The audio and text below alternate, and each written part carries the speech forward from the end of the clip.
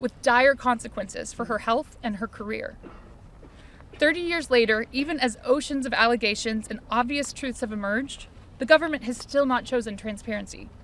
This is why we have all come together as one united voice to demand the release of all the Epstein files and to finally bring the truth out of the shadows. Yes. Yes.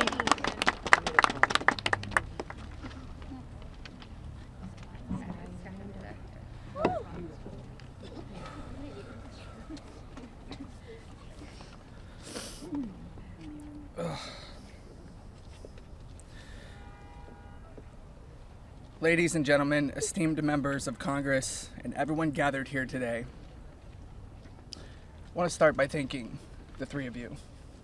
Thank you. It takes a lot of bravery to do what you're doing. We hear you. We see you. It means a lot for you to be here with us, and I know my sister would be incredibly proud. This is the moment she was fighting for and the moment that all survivors are fighting for, so thank you. My name is Sky Roberts, and I stand before you as the brother of Virginia Roberts Giuffre, a warrior, a mother, and a sister whose legacy will forever resonate in the hearts of those who understand the fight against injustice. Today, we find ourselves in a place of deep sorrow, shattered by the loss of our beloved sister. Yet, we are honored and privileged to carry her voice forward and continue her relentless fight alongside her fellow survivor sisters. Virginia's story is one that should have been filled with promise, but instead it became a harrowing tale of exploitation and survival. At just 16 years old, she took a job at Mar-a-Lago, believing she had secured a dream summer position. But that dream quickly morphed into a nightmare when Ghislaine Maxwell preyed upon her innocence.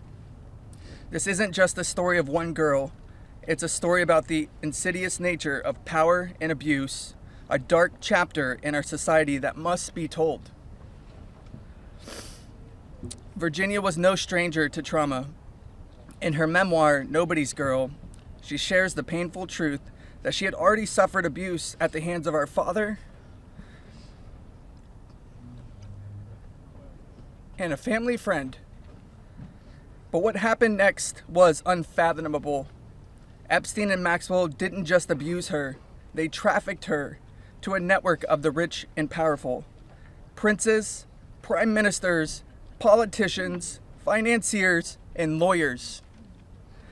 These men committed unspeakable acts against her will, and against the will of countless survivors who stand united with us today.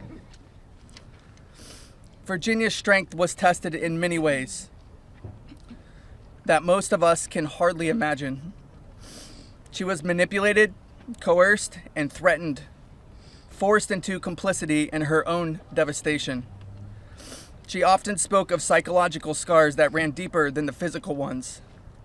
From the start, she wrote, "They manipulated me into participating in behaviors that ate away at me, eroding my ability to comprehend reality and preventing me from defending myself.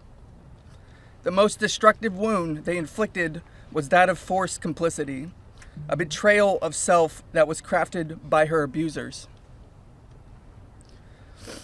But I stand here today to declare that their tactics of fear and intimidation did not work. Virginia's spirit could not be broken. She became a beacon of hope, a warrior, fighting not just for herself, but for every survivor who suffered in silence.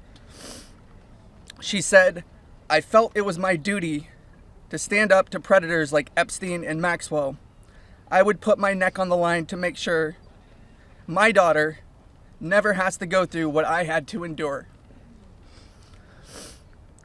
These survivors, like Virginia, have transformed into mothers and strong women, fierce in the face of adversity. Many of them have daughters the same age they were when they faced their own abuse. They are determined to break the cycle, to shatter the silence that has kept so many in the shadows.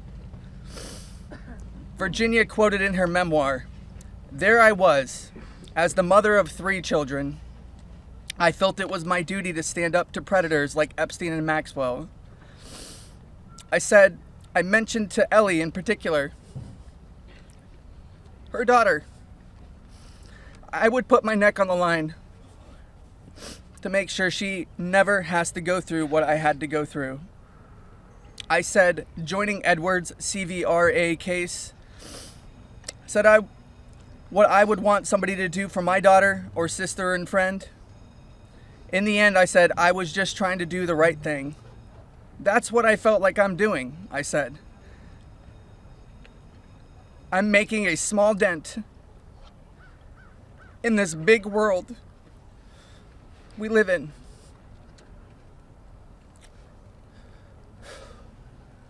Well, sissy,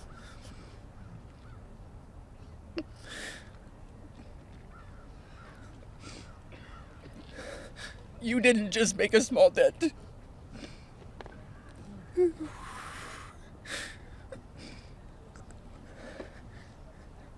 You made a monumental impact, a resounding statement that echoed across the world. You built an unbreakable wall, a barrier that will protect future generations from the horrors of abuse. As we gather here today, I urge each of you, members of Congress, advocates, and all those who hear this message, to join us in this fight. We demand justice, accountability, and support for survivors. And we keep getting asked this. What does justice mean, you ask? It starts with acknowledgement. That's the first step. Acknowledge in the face of survivors that this happened and that this is true. Your vote carries that weight. My sister is not a political tool for you to use.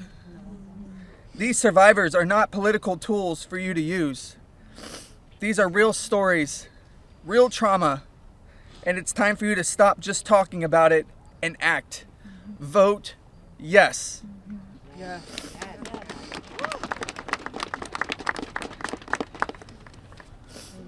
Virginia's legacy is not just hers.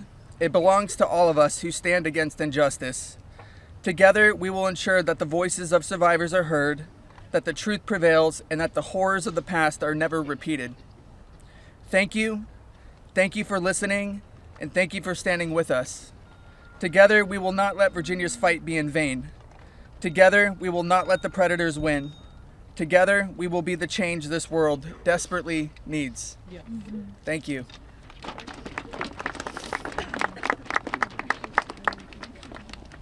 It was so beautiful.